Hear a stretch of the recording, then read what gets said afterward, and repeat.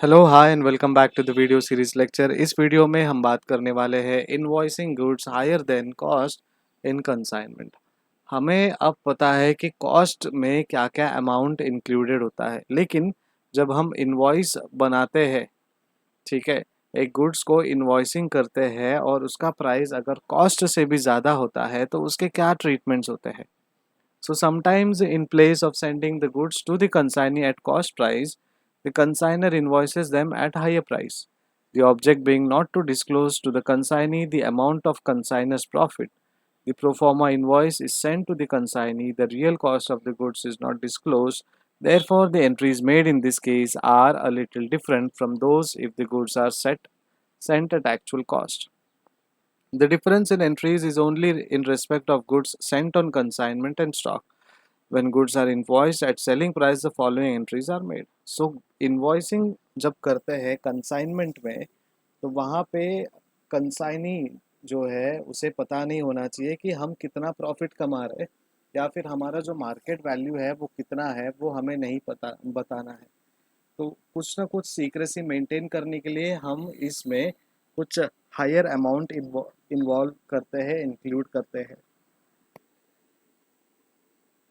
लेकिन यही हमारे बायर ने अगर पूछा हमसे कि इनवॉइस दीजिए, तो हम उनको जो एक्चुअल इनवॉइस है, सेलिंग प्राइस वाला जो इनवॉइस है वो हम देंगे, और उसके जो एंट्रीज है वो कुछ इस तरीके से होंगे।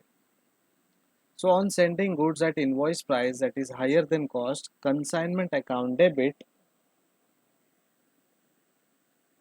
To goods on consignment account. अगर हायर प्राइस में हम बेच रहे हैं कॉस्ट से ज़्यादा, तो consignment account debit to goods on consignment account. ठीक है, ये एंट्रीज हमें याद रखनी है। Then at the end of the year, difference between the invoice price and the cost will be credited to the consignment account by debiting goods sent on consignment account. For example, if goods costing $10,000 are invoiced at $20,000, an entry will have to be made at the end of the year for $2,000. So goods sent on consignment account debit to consignment account credit. ठीक है, अगर 10,000 का कोई goods valued है, उसके लिए हमने invoice बना लिया कंसाइनी के लिए, और वो जो एंट्री आएगा, good sent on consignment account debit to consignment account credit. Now the purpose of this entry is to show the cost of good sent out and calculate the profit on consignment. अब ये entry करने का एक ही reason है कि हमें पता चले कि गुड्स कंसाइनमेंट में चले गए, और वो कंसाइनमेंट में जाने के बाद जो भी प्रॉफिट होगा कंसाइनमेंट में, वो हम कैलकुलेट कर सकते हैं। Then third one is the stock in hand at the end of the year, that is unsold stock with the consignee, will be valued according to the invoice price plus the share of expenses। ठीक है, जब unsold goods रहेंगे तो जो आपने invoice price उनको दिखाया है उस हिसाब से ही वो कैलकुलेट होगा। सो एंट्री आएगी stock on consignment account debit to consignment account credit.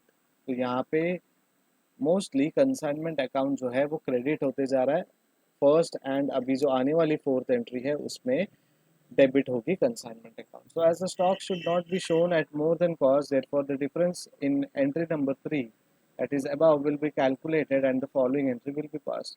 so हमें ज़्यादा प्राइस वाले एंट्री नहीं दिखानी, मार्केट प्राइस या cost price which ever is lesser. ठीक है, तो उसका जो डिफरेंस है वो एंट्री अब हम लिखेंगे, और वो क्रेडिट किया जाएगा अमाउंट स्टॉक रिजर्व में।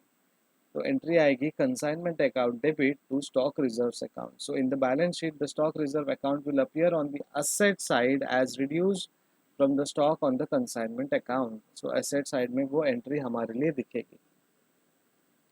कुछ एग्जाम्पल है हमारे पास। Rashid of city A sends 100 sewing machines on consignment to Malik of city B. The cost of each machine is $130, but the invoice price at the rate of $160 each. Rashid spends $400 on packing and dispatches.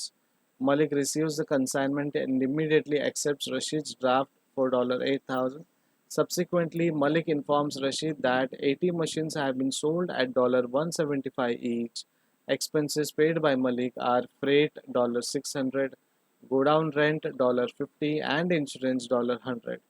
Malik is entitled to a commission of ₹6% on sales and 1.5% as Del Credere commission. Now we know what is Del Credere commission.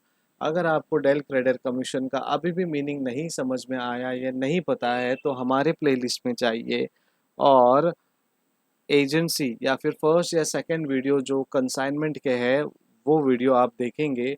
Title में लिखा रहेगा आपको commission for consignment या calculation of commission या फिर definition, ठीक है, consignment definitions या इम्पोर्टेंट कंसेप्ट, ऐसा कोई टाइटल आपको दिखाई देगा प्लेलिस्ट में तो वही वीडियो है, वहाँ पे डेल क्रेडिट कमीशन के बारे में आपको बताया गया है। अब ये एग्जाम्पल है हमारे पास और उनके लिए हमने जर्नल एंट्रीज बनानी है in the books of Rashid and also prepare necessary ledger account. देखते हैं अब बशीर रशीद साहब के अकाउंट में क्या क्या एंट्रीज आएगी। सबसे पहले तो consignment to CTB, to goods sent on consignment account, हमें पता होना चाहिए कि कंसाइनमेंट में गए गुड्स। फिर उसके बाद दूसरी एंट्री आएगी, ठीक है, consignment to CTB 400 to cash account, हमने कुछ एक्सपेंसेस इनकर्ड किए कंसाइनमेंट में। Bills receivables account debit to Malik, Malik acceptance received, Malik को 8,000 रुपये दिए थे, ठीक है। Malik to consignment to CTB account, so 80 machines Malik ji ने बेचे एट $175 ईच, वो एंट्री हमने यहाँ पे लिखी।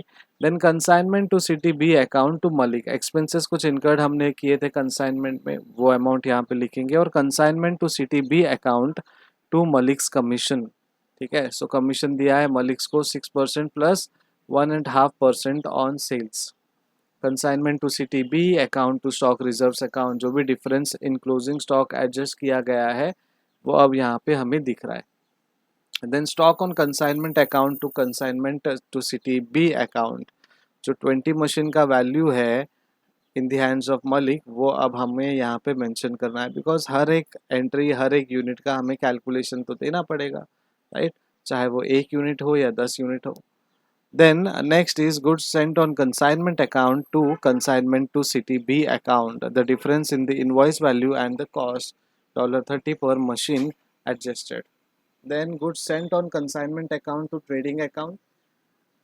Transfer of goods sent on consignment to trading account. Trade कर रहे हैं अभी हम लोग. And then consignment to CTB account to profit and loss account. Transfer of profit on consignment.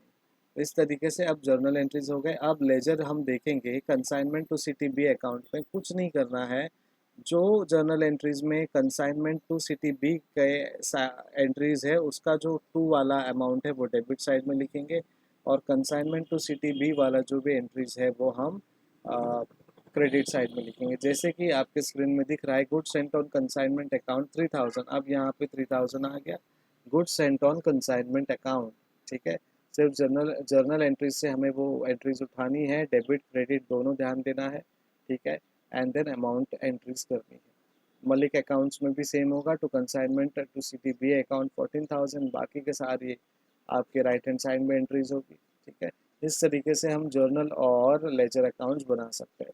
अब अगले वीडियो लेक्चर में हम बात करेंगे consignment accounting exercises and problems, यानी हम कुछ इलस्ट्रेशंस देखेंगे धीरे धीरे फ्रॉम बेसिक्स टू एडवांस, जो हमारे सिलेबस से अकॉर्डिंग टू है, ठीक है। तो तब तक के लिए पढ़ते रहिए, बार बार वीडियोस देखते रहिए, अपने दोस्तों को भी शेयर कीजिए।